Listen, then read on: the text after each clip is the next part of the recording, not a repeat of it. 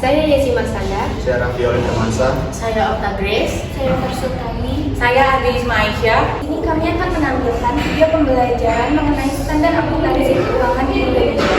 Tujuan laporan keuangan. Tujuan laporan keuangan adalah menyediakan informasi yang menyangkut posisi keuangan, kinerja, serta perubahan posisi keuangan suatu entitas yang bermanfaat bagi sejumlah besar pengguna dalam pengambilan keputusan ekonomi. Asumsi dasar. 1. Dasar akural. Pengaruh transaksi dan peristiwa lain diakui pada saat kejadian dan bukan pada saat kas atau setara kas diterima atau dibayar dan dicatat dalam catatan akuntansi serta dilaporkan dalam laporan keuangan pada periode yang bersangkutan.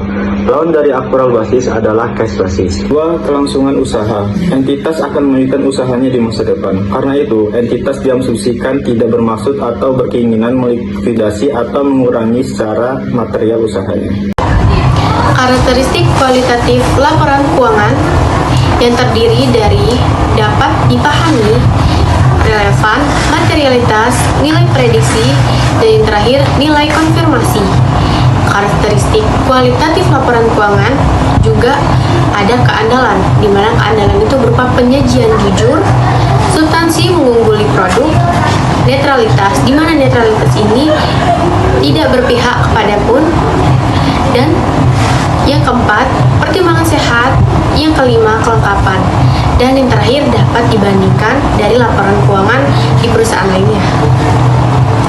Kendala informasi yang relevan dan andal, di mana kendala ini berupa tepat waktu. Yang kedua, keseimbangan antara biaya dan manfaat. Dan yang terakhir, penyajian wajar. Selanjutnya, ada unsur-unsur dalam laporan keuangan. Unsur utama dalam laporan keuangan itu ada 5. Yang pertama, aset. Aset adalah sesuatu yang dimiliki oleh perusahaan dan diharapkan bisa memberikan manfaat di masa yang akan datang. Aset merupakan bagian terpenting dalam laporan keuangan sebuah perusahaan. Umumnya, aset itu terbagi menjadi 2. Ada aset lancar dan aset tidak lancar. Aset lancar adalah aset yang bisa dengan mudah kita ubah menjadi uang tunai dalam jangka waktu yang singkat. Contohnya ada kas, piutang, persediaan barang dagang, dan lain-lain. Lalu yang selanjutnya ada aset tidak lancar. Aset tidak lancar yaitu merupakan aset yang tidak bisa dengan mudah kita ubah menjadi uang tunai dalam jangka waktu yang singkat. Contohnya ada gedung, tanah, dan juga bangunan. Yang kedua ada liabilitas. Liabilitas itu merupakan kewajiban yang harus dipenuhi oleh perusahaan dalam jangka waktu tertentu. Kewajiban ini bisa berupa utang jangka pendek, utang jangka panjang, utang gaji karyawan, dan pembayaran beban lain-lainnya.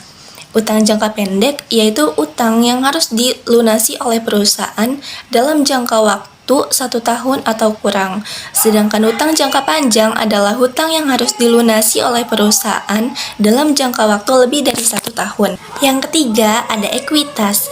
Ekuitas atau yang biasa kita sebut dengan modal itu merupakan selisih antara nilai aset dengan nilai liabilitas. Maksudnya bagaimana? Maksudnya, jika nilai aset kita bertambah dan nilai liabilitas kita tetap atau menurun, maka ekuitas kita pun akan ikut meningkat. Sebaliknya, jika nilai liabilitas kita meningkat, sedangkan nilai asetnya tetap atau menurun, maka ekuitas kita pun akan menurun. Yang keempat, ada pendapatan. Pendapatan dalam laporan keuangan itu merupakan total penerimaan yang dihasilkan oleh perusahaan dari penjualan produk, jasa, ataupun aktivitas bisnis lainnya. Unsur ini juga bisa berupa bunga bank, sewa, royalti, ataupun keuntungan dari penjualan aset. Pendapatan juga sangat penting karena bisa menjadi indikator utama kekuatan perusahaan dalam menjalankan aktivitas bisnisnya. Yang kelima ada beban.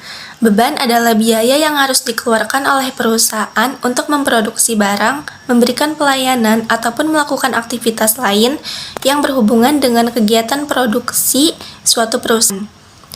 Dari beban ada upah atau gaji, biaya administrasi, biaya penjualan, ataupun biaya bunga yang dibayarkan atas pinjaman ke bank. Standar akuntansi keuangan juga memuat unsur-unsur pengakuan, pengukuran, pengungkapan, dan pelaporan setiap pos akun yang ada di dalam perusahaan. Pengakuan dalam laporan keuangan adalah proses memasukkan suatu item seperti aset, liabilitas, ekuitas, pendapatan, ataupun beban ke dalam laporan keuangan. Sederhananya, suatu item diakui jika memenuhi kriteria tertentu, sehingga dianggap memiliki dampak yang signifikan terhadap posisi keuangan ataupun kinerja perusahaan. Suatu item dapat diakui dalam laporan keuangan apabila memenuhi dua kriteria utama, yaitu probabilitas dan pengukuran. Contoh dari pengakuan itu sendiri misal, sebuah perusahaan membeli mesin baru. Nah, mesin ini diakui sebagai aset karena memiliki manfaat ekonomi di masa depan. Digunakan untuk produksi dan nilainya juga dapat diukur. Pengukuran atau measurement. Pengukuran adalah proses penetapan jumlah uang untuk mengakui dan memasukkan setiap unsur laporan keuangan dalam neraca dan laporan laba rugi. Dalam pengukuran, dasar-dasar yang dapat diterapkan meliputi biaya histori, biaya kini, nilai realisasi, dan nilai sekarang. Biaya histori adalah biaya yang dikeluarkan dan dibayarkan di masa lalu. Biaya histori biasanya ditangguhkan dan diakui di masa depan sebagai biaya yang berkelanjutan. Biaya histori biasanya berkaitan dengan aset, seperti mesin dan tanah yang dimiliki oleh perusahaan. Dalam biaya histori, aktiva dinilai sebesar pengeluaran kas yang dibayar untuk memperoleh aktiva tersebut pada saat perolehan. Kewajiban dinilai sebesar jumlah kas yang diharapkan akan dibayar untuk memenuhi kewajiban dalam pelaksanaan usaha yang normal. Biaya masa kini atau current cost adalah biaya yang seharusnya diperoleh pada saat ini atau pada saat pengukurannya.